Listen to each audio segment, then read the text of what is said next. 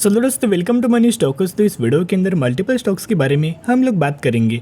तो चलिए सबसे पहले हम लोग बात करेंगे IEX कंपनी के बारे में। तो IEX की अगर बात की जाए तो फंडामेंटली कंपनी बहुत ज़्यादा स्ट्रांग है। पावर के अंदर कंपनी एक्सचेंज करता है, एनर्जी भी कंपनी एक्सचेंज करता है। तो कंपनी के बिजनेस के अंदर तो कोई हमें प्रॉब्लम्स नहीं है। लेकिन अभी भी बहुत सारे लोगों के कमेंट्स आ रहे हैं कि क्यों हमें IEX के अंदर तेज़ी नज़र नहीं आ रही। प्रॉब्लम तो नहीं है लेकिन तेज़ी क्यों नहीं आ रही। चलिए उसके पीछे का रीज़न सबसे पहले हम लोग बात कर लेते हैं। सबसे पहले कंपनी का पिछले 6 महीने का, पिछले 5 दिनों का, पिछले 1 महीने का, ईयर टिल डेट का अगर आप परफॉर्मेंस देखोगे या फिर पिछले 1 सालों का अगर आप परफॉर्मेंस देखोगे तो हर एक टाइम रेंज के अंदर जो परफॉर्मेंस है वो IEX का नेगेटिविटी के ही अंदर नज़र आ रहा है। लेकिन दोस्तों एक बात तो अच्छी है कि कंपनी लगातार 150 रुपये के ऊपर हमें ट्रेड कर रही है। देखिएगा एक बार कंपनी 150 रुपये का लेवल दोस्तों अगर ब्रेक करती है तो फिर कंपनी रजिस्टेंस हमें फेस कर सकती है और कंपनी के अंदर करेक्शन नज़र आ सकता है। तो IEX का अगर पिछले 5 सालों का अगर आप परफॉर्मेंस देखोगे अभी भी कंपनी 50% की गिरावट के अंदर दोस्तों करंटली हमें ट्रेड कर रही है।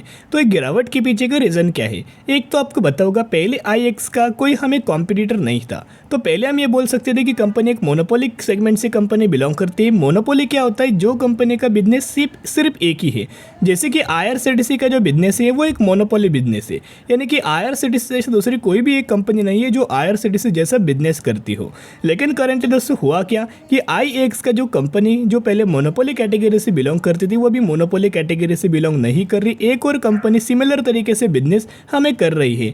तो अगर मोनोपोली दोस्तों हट जाए तो एक नेगेटिविटी पॉइंट होता है और बिजनेस के अंदर दोस्तों बढ़ जाए, बिजनेस भी डिवाइड होता है। तो जिसके मुताबिक पहले कंपनी अगर 100 करोड़ का अगर रेवेन्यू जनरेट करती हो तो करंटली कंपनी 50 और 50 या रेवेन्यू हमें कंपनी जनरेट करेगी। तो इस तरीके से बिजनेस के अंदर तो दोस्तों यह स्प्लिट हो जाता है। तो इसके चलते क्या हुआ, IEX के बिजनेस के अंदर भी स्प्लिट हुआ और यही वो रीज़न है जिसकी वजह से लगातार करेक्शन हुआ और कंपनी लगातार बुरा हमें रिजल्ट परफॉर्म कर रही थी। और यही एक रीज़न है जिसकी वजह से IEX के अंदर लगातार करेक्शन ही करेक्शन नज़र आ चुका है। तो अभी हमें क्यों करेक्शन नहीं हुआ? क्योंकि कंपनी का अगर आप मार्च 2023 का Q4 का अगर रिजल्ट देखोगे तो रेवेन्यूज के अंदर तो फ्लैट परफॉर्मेंस, इनकम के अंदर फ्लैट परफॉर्मेंस और नेट प्रॉफिट मार्जिन्स के अंदर भी फ्लैट परफॉर्मेंस नज़र आया। तो जो फ्लैट परफॉर्मेंस नज़र आया है वो कंपनी के लिए अच्छी बात है, कंपनी के लिए पॉजिटिविटी बात है। हो सके तो कंपनी अगले क्वार्टर के अंदर Q1 के रिजल्ट्स के अंदर अच्छा खासा परफॉर्म कर सकती है, Q2 के रिजल्ट्स के अंदर अच्छा खासा परफॉर्म कर सकती है। अगर Q1 एंड Q2 के अंदर कंपनी अच्छा परफॉर्म करे तो फिर कंपनी का शेयर प्राइस आगे बढ़ सकता है और 200 रुपये का लेवल्स कंपनी जल्दी क्रॉस कर सकती है। तो चलिए अभी हम बात करेंगे IEX के टेक्निकल चार्ट पैटर्न्स के बारे में। बिजनेस तो कंपनी का अच्छा है, बिजनेस के बारे में मैंने पहले आपके साथ शेयर कर चुका हूँ। टेक्निकल चार्ट पैटर्न अगर आप देखोगे तो एक कंपनी का एक रजिस्टेंस वाला लेवल्स निकल के आ रहा था, वो सबसे पहले कंपनी ने ब्रेक किया, ऊपर सस्टेन हुआ और फिर से कंपनी इसी लेवल्स के आसपास आ रहा है। पहले जो कंपनी का रजिस्टेंस वाला लेवल होता है वो बाद में क्रॉस करने के बाद वही सपोर्ट लेवल के अंदर कन्वर्ट हो जाता है। तो कंपनी का जो सपोर्ट लेवल है 150 रुपीज़ का है, यही से कंपनी सपोर्ट ले सकता है और कंपनी का टारगेट हमें 190 रुपीज़ के आसपास नज़र आ सकता है। तो जिसकी वजह से अगर आपके पोर्टफोलियो के अंदर IEX की कंपनी है तो लंबे समय के लिए होल्ड करना। अगर आप फ्रेश बाइंग करना चाहते हो तो बाय ऑन स्ट्रेटेजी अप्लाई करके लंबे समय के लिए होल्ड करना। शॉर्ट टर्म में कोई आपको रिटर्न नहीं मिलेगा लेकिन लंबे समय में आपको रिटर्न मिल सकता है। देखिएगा अगर दोस्तों कंपनी ने 150 रुपये का लेवल अगर क्रॉस किया नीचे तो फिर आपको कंपनी 133 रुपीज़ के भी आसपास नज़र आ सकती है, 130 रुपीज़ के भी आसपास हमें IEX से कंपनी नज़र आ सकती है। तो चलो दोस्तों अभी हम बात करेंगे इन्फोसिस कंपनी के बारे में। तो इन्फोसिस का अगर आप परफॉर्मेंस देखोगे तो 1300 रुपये के आसपास हमें क्लोजिंग नज़र आ चुका है, लेकिन अभी भी कंपनी के अंदर जंप नज़र नहीं आया। एक फ्लैट कंपनी ने 1.5% की गिरावट के अंदर हमें कंपनी ने परफॉर्म किया। इसके पीछे का रीज़न तो मैंने आपके साथ शेयर किया था। कंपनी का उस दिन हमें 2 जून के दिन कंपनी का एग्जिट नज़र आया था डिविडेंड रिगार्डिंग। तो एग्जिट में होता क्या है कि जितना भी कंपनी अमाउंट ऑफ डिविडेंड देती है वो इसका स्टॉक प्राइस के अंदर हमें माइनस हो जाता है। तो कंपनी ने 17.50 पर शेयर का डिविडेंड का बेनिफिट दिया था, तो वही दोस्तों इस शेयर प्राइस के अंदर कंपनी का माइनस हमें हो चुका है, प्राइस एडजस्टमेंट हमें हो चुका है। बाकी कोई नेगेटिविटी खबर नहीं है, लेकिन गिरावट देख के क्या होता है, retail investor panic level face करते हैं। तो दोस्तों पैनिक लेवल होने की जरूरत बिल्कुल भी नहीं है। चलिए सबसे पहले अपडेट्स के बारे में दोस्तों हम लोग बात कर लेते हैं।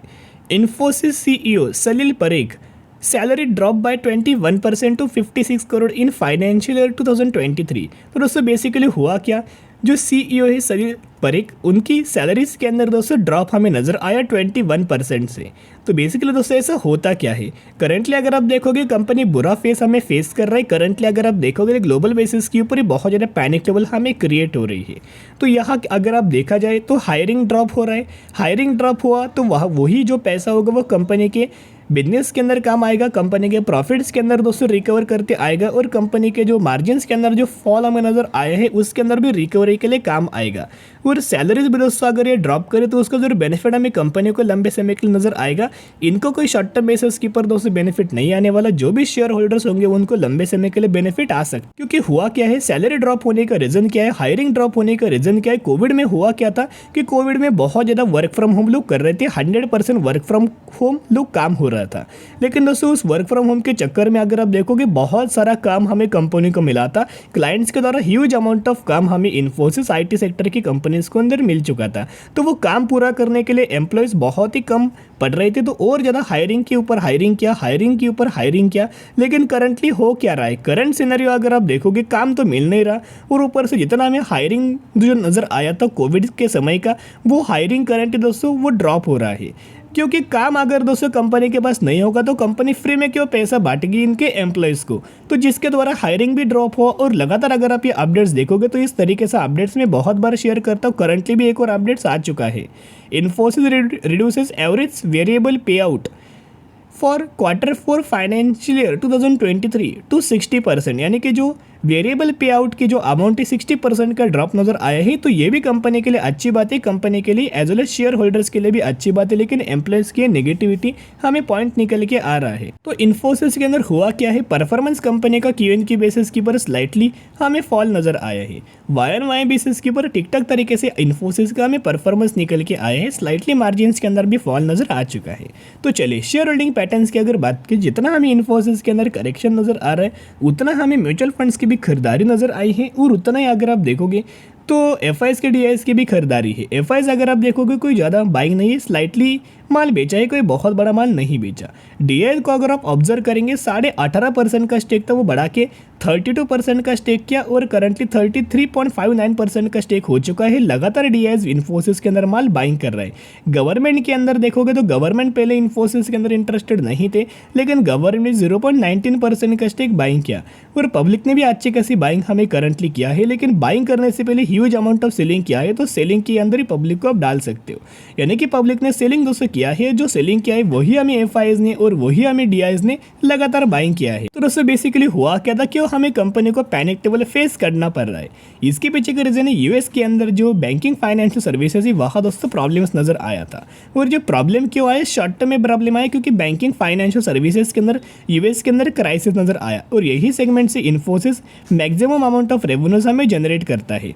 तो ये प्रॉब्लम कभी ना कभी सॉल्व होगा, और यही जो प्रॉब्लम है आने वाले सालों में कंपनी को बड़ी वेल्थ हमें क्रिएट करके दे सकते, क्योंकि यही ऐसा सोर्स है, यही ऐसा सेगमेंट से जो huge amount of revenue generate करके देता है इन्फोसिस को, विप्रो को और TCS को। तो ये कोई प्रॉब्लम नहीं है। प्रॉब्लम क्या होता है, जो लंबे समय के लिए चलता है, लेकिन जो प्रॉब्लम शॉर्ट टर्म बेसिस के ऊपर सॉल्व होने वाला है और लंबे समय के लिए कंपनी को कमा के देने वाला है, वो कोई प्रॉब्लम नहीं है, वो ग्रोथ आप ये बोल सकते। चलिए पहले भी ऐसा हो चुका है, कंप्लीटली अगर आप करंटली बाइंग नहीं करेंगे तो आने वाले सालों में पछताएंगे। तो चलिए प्रूव करके बात कर लेते। 2008 में जो करेक्शन नजर आया था इन्फोसिस के अंदर 49% का गिरावट हुआ, लेकिन जिन लोगों ने गिरावट के अंदर बाइंग किया, पेशेंस रख के होल्ड किया, उन्हीं लोगों को सिर्फ और सिर्फ 2 सालों में अच्छी खासी बेसिस की पर कंपनी ने 190% का रिटर्न बना के दे चुका है। और 2020 में भी दोस्तों अगर आपने ऑब्जर्व किया होगा 25% का करेक्शन 2020 में नजर आया था कोविड के चलते हुए। तो जिन लोगों ने कोविड के चलते बाइंग किया होगा, गिरावट के अंदर निवेश किया होगा, उन्हीं लोगों को कोविड के बाद 2 सालों में ह्यूज अमाउंट ऑफ रिटर्न 200% से भी ज़्यादा का रिटर्न कंपनी ने शेयर होल्डर्स को बना के दे चुका है। तो बाय ऑन स्ट्रेटेजी अप्लाई करना और लंबे समय के लिए होल्ड करना बड़ी वेल्थ हमें कंपनी क्रिएट करके दे सकती। तो चलिए अभी हम बात करने वाले हैं हार्डवाइन इंडिया लिमिटेड के बारे में, जिसके मैक्सिमम के अंदर कंपनी ने 600% का रिटर्न दिया है और 622 रुपये के ऊपर कंपनी ट्रेड कर रही है। हार्डवाइन इंडिया यही वो कंपनी जिसके अंदर 1:3 रेशियो के अंदर बोनस का और 1:10 रेशियो के अंदर स्प्लिट का आपको बेनिफिट मिलने वाला है। 3 के बदले 1 आपको बोनस शेयर दिया जाएगा और 1 के बदले 10 आपको स्प्लिट मिलने वाला है। इसी रेशियो के अंदर इसी कंपनी के अंदर बोनस के साथ साथ स्प्लिट का बेनिफिट मिलने वाला है। तो स्टडी करना, एनालिसिस करना, उसके बाद निवेश करने की कोशिश कर सकते हो। चलिए आज के लिए इतनी। अगर आपको वीडियो पसंद है जरूर वीडियो को लाइक और चैनल को सब्सक्राइब कर सकते हो। फिर मिलेंगे, बाय।